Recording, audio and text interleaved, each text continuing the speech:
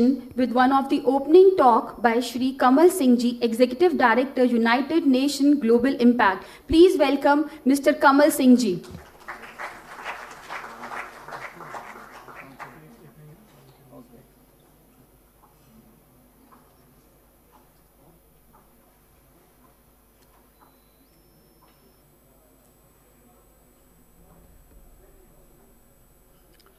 Respected Mr. Pankaj Kumar, Additional Chief Secretary, Government of Gujarat,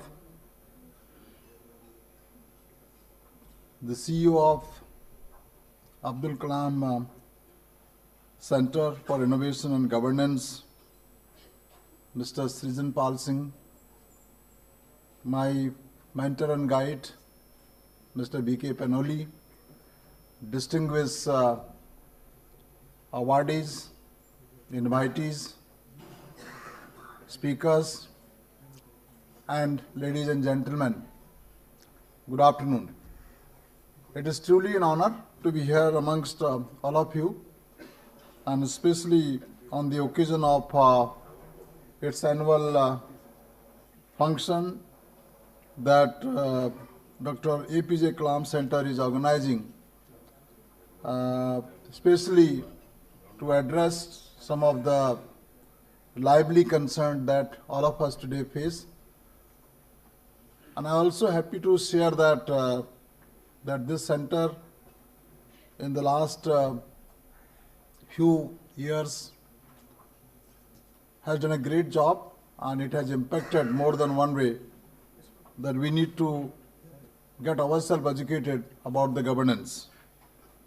I must also compliment the Center for instituting the awards for recognizing excellence in the areas of governance, and especially when I come from UNGC India, it has all the more reason because among the 17 goals, ladies and gentlemen, if you know, the one of the important goal is ethics and transparency that we are all championing, and this aspect would have not been a better subject for us also at UNGC, and that is why when Mr. Shri Kamal Singh shared with me that can we collaborate, I said it will be honor and it will be done.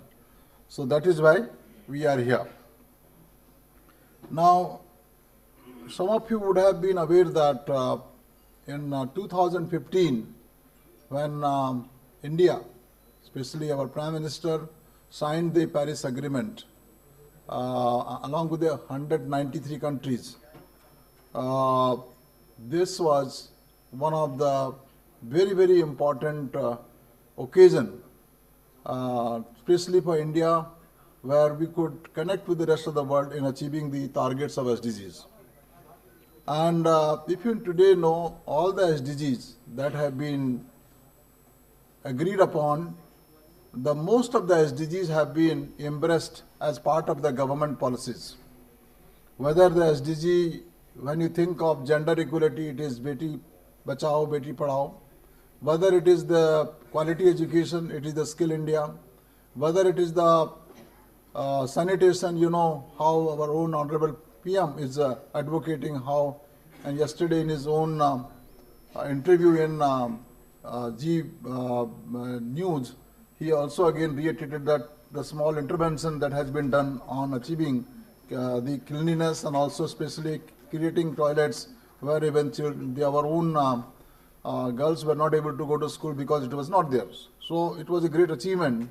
And whether it is climate change or even zero hunger or all these goals are related to one goals or the other of the UNGC. And especially if I have to share with you that in my own word of United Nations Global Compact Chief Executive Officer Lee J. Kingo, if we would have achieved the targets of SDGs in India, we would have achieved the targets 50% of the world. That is the kind of gravity and the challenge that lies for all of us. So I am very, very happy that the government at the center today imbibes these SDGs as part of the developmental agenda. And I'm happy to share with you, even the states have started imbibing the agenda of the SDGs. Why I'm just saying, because it is very critical for India's progress. And if it is, India can achieve this, then as universe we can perhaps be able to do better. And I'm happy to also share today there are 2 states who have already signed MOU with us for implementing SDGs as part of their developmental agenda. The state is Assam and second is Sikkim. And there are 6 states as of now who are aligning with our UNGC to achieve those targets again. We will be soon signing MOU with them, because without the involvement and also the support of states, the SDGs will not be able to accelerate and these cannot be achieved. So very critical going forward. Our aim will be to bring as many as 29 states into our fold and then start doing it. And I'm also happy to share at the Niti Aayog level, we have started giving a thought to developing a matrix for states, how much each state is able to achieve SDGs, and if there is any recognition for any state achieving SDG, what that could be. So our own, again, Vice Chairman said that can we give them some priority on funding of those states who can achieve SDG targets. So you will see that matrix developing. At the same time, you will also be happy to know that the mayor level, because that is also critical for SDGs progress or our own progress. So we will soon be calling a meeting of the 400 mayors in India, and they will also be aligned overall with the goal of the SDGs. And also at the same time, I'm also happy to share when UN meeting in July 2017, our own Vice Chairman Niti Aayog presented the India progress on SDGs at the UN Private Sector Leadership Forum. And the world was very happy to hear that at least India has started now recognizing this needs. So there is a good news, but at the same time, the agenda is very, very huge. And also one more news I want to share with you, that at the business school level, there is an initiative called United Nations Principle of Responsible Education. It is called PRIME. And the 8,000 premier business schools globally are connected with this UN Prime. And this UN Prime chapter has come to India under the aegis of the UNGC India. And this chapter mandate is to also sensitize, make people, our budding managers, that what all these SDGs are. So going forward, you will see these SDGs will become integral part of business school curriculum. And it will also become a need for these students to get engaged on social projects, because without social fabric we will not be able to make much of an impact, because the way we as a society. So, and at the level of the regulators, whether it is AICT or UGC, or even at the level of the accrediting agency like AMBA, they will also start giving weightage for those business schools who will give sustainability or how to do business responsibly. That curriculum, if they get integrated, and that will soon happen, and they will get weightage, maybe 20 marks we are talking about as of now, whatever the rating and ranking that is required to be done. And I'm happy to also share, post that July 2017, and India's 58 premier business schools have already joined this initiative. We hope to reach 100 soon, and if those numbers come, then we would like to then get them engage this school also in our goal of quality education. So it is important, because quality education, as you know, if you would have achieved those targets of quality education right from primary, secondary to higher, or even vocational or technical or professional, I think these progress then we can able to showcase in our own GDP, because it has a direct relationship with our GDP. If you could make an impact in one of the goal or 17 goal altogether, there will be huge. Only yesterday, when we were in the gender equality core group meeting, it was felt that if India can accelerate the efforts on gender equality right from grassroots level, the impact of that will come straightway to the GDP. So I'm not going to give you more on the subject of making you aware on SDG, but as UNGC Executive Director, I thought that we could bring this concern or we could bring some of the development at this moment, we will be happy to work on this.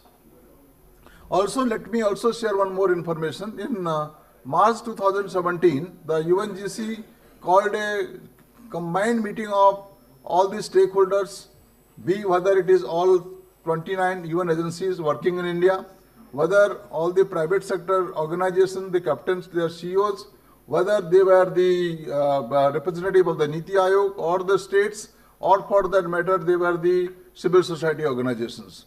So these people also collectively got together, and they have now have decided among the all 17 goals, the 7 goals that are immediately critical for India's progress, we should synergize and collaborate with each other.